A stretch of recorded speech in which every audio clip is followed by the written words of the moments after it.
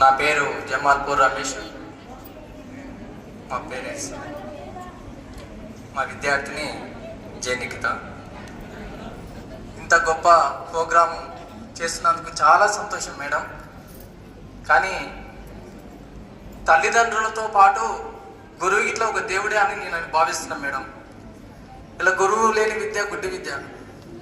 ఇలా గురువు లేడంటే పిల్లలు ఏం చదవలేకపోతారు, ఏ సమాజం మీద నడవలేకపోతారు.